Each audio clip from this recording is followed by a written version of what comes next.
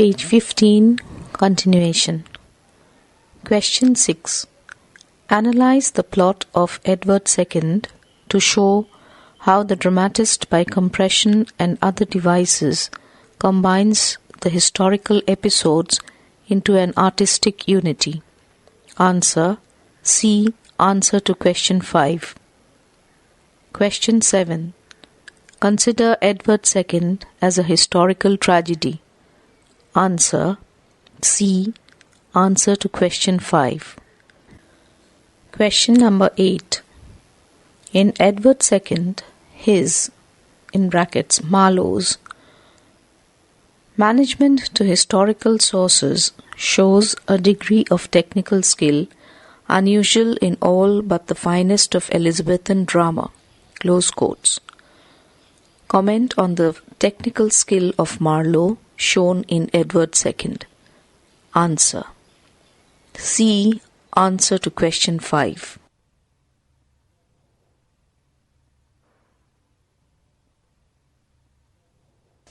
Page 16.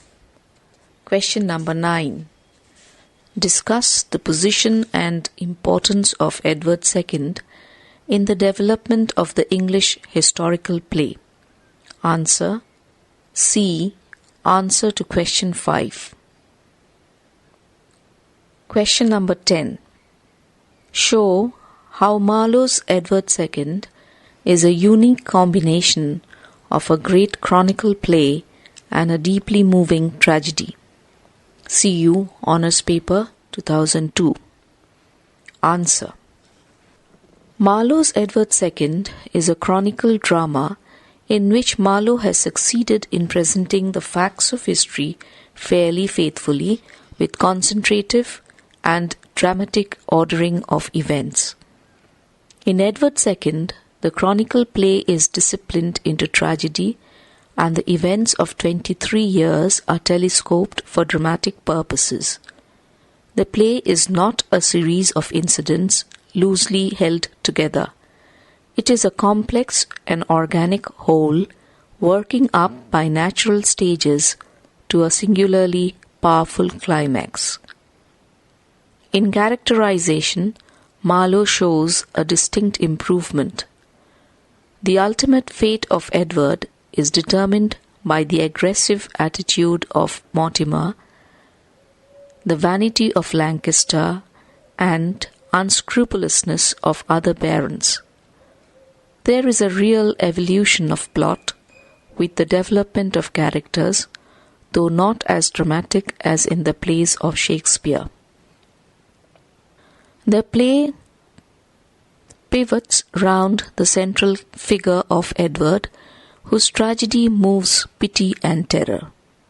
Marlowe succeeds in building up sympathy for Edward II, a weak, self-indulgent monarch who, like Shakespeare's Richard II, brings about his own ruin, but takes on dignity as he is dethroned and struggles desperately to maintain the dignity as he is humiliated, tortured, and finally murdered. For the first time, Marlowe stirs considerable pity. It is, however, true that Edward II is not a tragic hero in the Aristotelian sense of the word. He has not that greatness of spirit, that superhuman glory that evokes not only pity and fear, but also admiration for the hero even in his dire downfall. Edward's erring is palpable. Sympathy for him is forfeited in the early stages of the drama for his weakness, his incompetence, his foolish fondness for his favourites, and his cruel neglect of his wife. Yet, towards the end, Marlowe succeeds in exhibiting, open quotes, the pangs of abdicating royalty, close quotes, and stirs considerable pity for the fallen hero. In his helpless despondency and pathetic surrender to the forces arrayed against him, He becomes a tragic figure full of dignity and resignation, moving us with his long-drawn agony at first and then with his calm reconciliation to his fate. Wynne remarks, W-Y-N-N-E. Wynne remarks, open quotes, "It is Marlowe's adaptation of a historical subject to a lofty purpose, rather than the mere renewal of the past, which gives real greatness to the play. Here at last his work attains to the full stature and noble harmony of a tragedy. Not on the highest level, it is true, but dignified and moving. The catastrophe is physical, not moral, and thus the play lacks the awful horror of hell revealed in Dr. Faustus." Close quotes. It is certain that the requirements of chronicle play imposed on Marlowe certain restrictions, and he has to present faithfully the history. But on the whole, he has succeeded in unifying the materials of history with the presentation of the hero. Marlowe's grimly realistic tragedy is more attractive in the presentation of power and pathos in the character of the hero than the early chronicle plays of Shakespeare, in brackets Henry VI, Richard III, and Richard II, close brackets, which, however, show a finer sense of characterization and a greater conception of tragedy in historical characters. Marlowe's achievement of the combination of a chronicle play and a moving tragedy is indeed remarkable. 23 years of tragic confusion are condensed into 5 acts which attain dramatic organization not only under the direction of the central personality and the inevitable catastrophe, but also from the skillful handling of the counterforce. The play begins with a manifestation in the recall of Gaveston of the passion which is to be the king's downfall.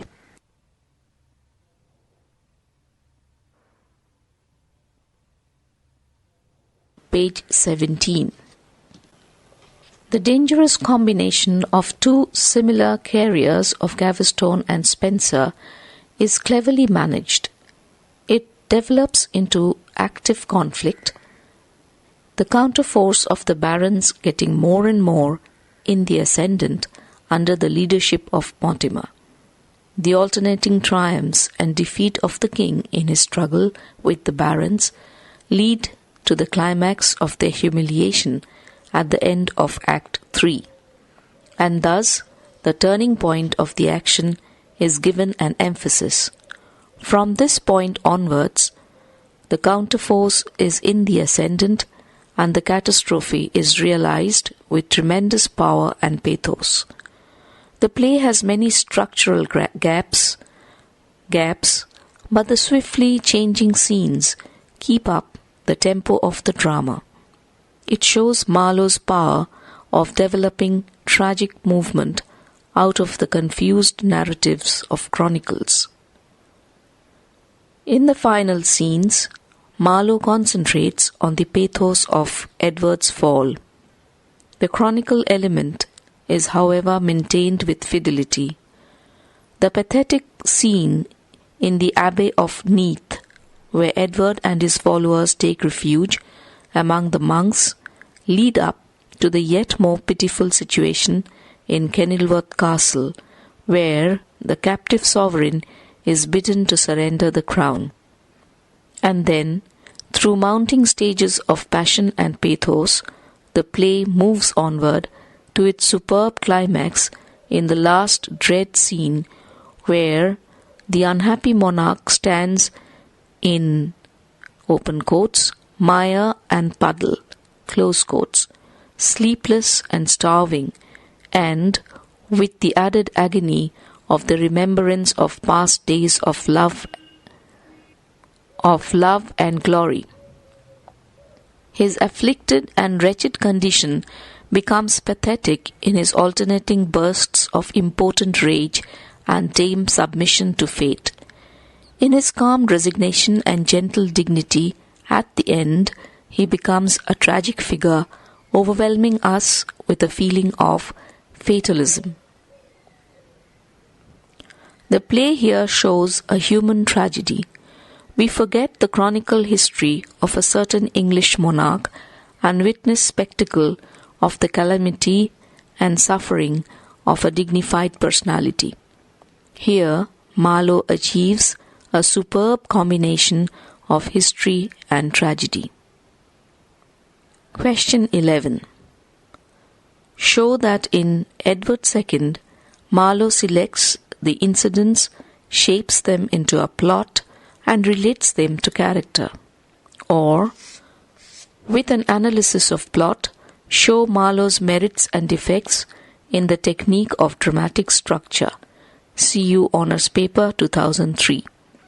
Or, the plot of Edward II is built on a recurring pattern of rise and fall. Examine this view with close reference to the text. Or, examine with illustrations from the text Marlowe's dramatic craftsmanship. This is from CU Paper 2003. Answer. The dramatic structure means the unity and coherence achieved between plot and characters through their interacting development. Plot is the framework on which the dramatic structure, which has the elements of characterization and dialogue, is built. Conflict is the essence of the drama, and its gradual evolution to the catastrophe is the task of a good dramatist. Plot and characters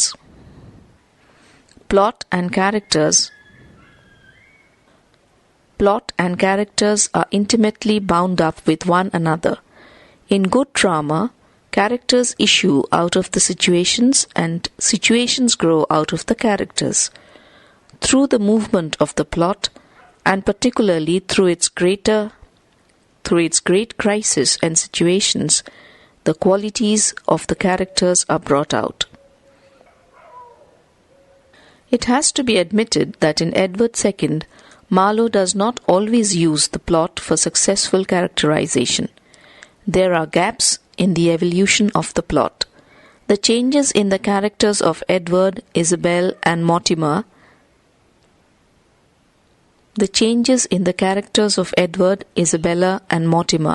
are not properly motivated. The characters do not grow and develop. They are mainly shown through their speeches rather than through the incidents of the drama. It is true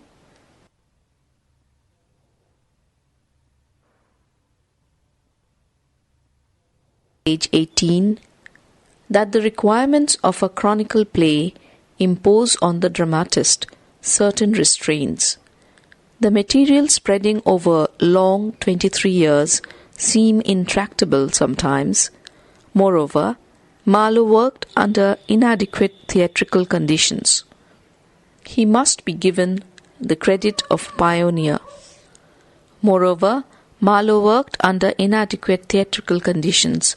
He must be given the credit of a pioneer who, under the limitations of his heritage and theatre conditions, gave ample testimony to the power of developing a dramatic structure.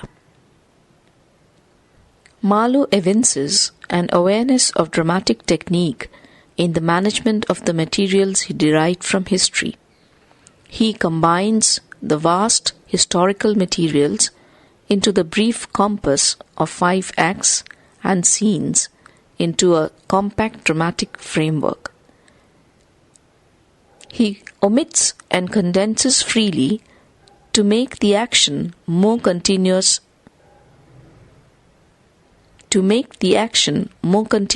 and dramatic. By a skillful union of the stories of Gaveston and Spencer very early in the drama, he gives the plot a movement which the gap in history could never have achieved. In his desire to unify the materials, he attains to plot. With him, the Spencers become followers and admirers of Gaveston.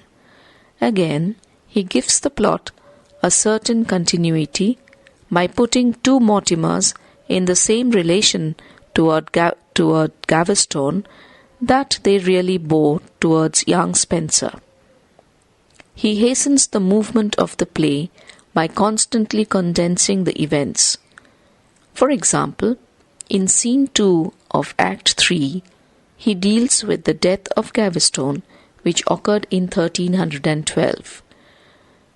The protest of the barons against the Spencers, which occurred in 1319, and the incident of the lands of Lord William de Bruce, which took place in 1321. Thus, the incidents are chosen and welded into a plot. By making the king heap honours on the old Spencer, and in his natural anger taking the young Spencer at once into Gaveston's place, Marlowe motivates the prompt transfer of the hatred of the barons from Gaveston to Spencer. All these changes make for unification. These changes give Marlowe an emotional response which the sequence and emphasis in Holinshed could not give him on the stage. They produce an impression of unity, which is the aim of dramatic structure. Marlowe also relates the plot to character. The incidents are so selected as to illuminate the characters. Edward's weakness and arrogance are more and more illustrated through the growing power of the barons. Mortimer's aggressive leadership is hinted at in the earlier part to prepare for his ultimate villainy. He gave enough hints to indicate the development of an intimate relationship between Mortimer and Isabella, although he does not show the gradual growth of Queen's love for Mortimer. Gaveston says about her love openly. The king seems willing to believe it. The courtiers glance and whisper. Moreover, Marlowe develops from the conduct of the Queen a subplot essential to the main plot. Here he shows a combination of creative imagination and constructional skill. Kent is Marlowe's invention, and his character is sufficiently individualized through his delineation in the action of the drama. Kent is loyal to his brother, but he protests against the extravagant titles loaded on Gaveston. But he is shocked when kinship is insulted. His desertion to the barons is compelled by the weight of their evidence against Edward. The characters are contrasted, and thus given a point to the revolt against Edward. The plot has the conventional fourfold divisions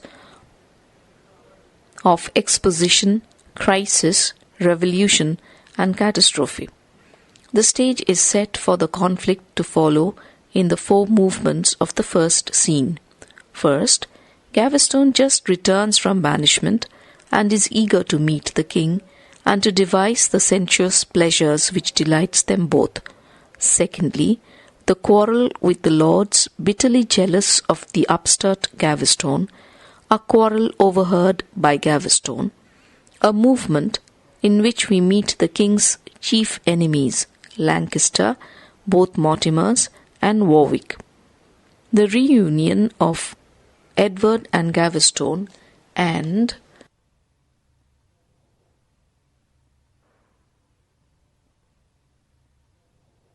page 19. Their violent abuse of the Bishop of Coventry give a powerful cause to the hostility of the lords and the church. The action gets quickened tempo by the gathering conflict till Gaveston is forced to leave the country. The appearance of the Queen and her pleadings with the barons resolve the first crisis, but suggests another, deeper gravity. Brisk dialogue keeps pace with the rapid movement of action. The conflict mounts till the death of Gaveston in the beginning of the third act. There is a temporary relief at the end of the third act, when, at Boroughbridge, the king is victorious over his nobles and Lancaster and Warwick are killed. But the dramatic crisis is suggested by the escape of Kent and Mortimer. When Isabella and Mortimer land in England, the climax of the conflict is reached. Edward's capture gives the resolution of the conflict. In the last act, there is the catastrophe ending in the murder of the king in Berkeley Castle, swiftly followed by murder of Mortimer. Thus, Marlowe handles plot and characters in a remarkable manner and attains dramatic structure. It is true that characters are static and almost ready-made. Situations are sometimes thrown up more for the necessity of chronicle drama than for the human drama. Yet, it must be admitted that Marlowe achieves a fine blend of history and drama, fact and imagination in Edward II. Question 12. Open quotes.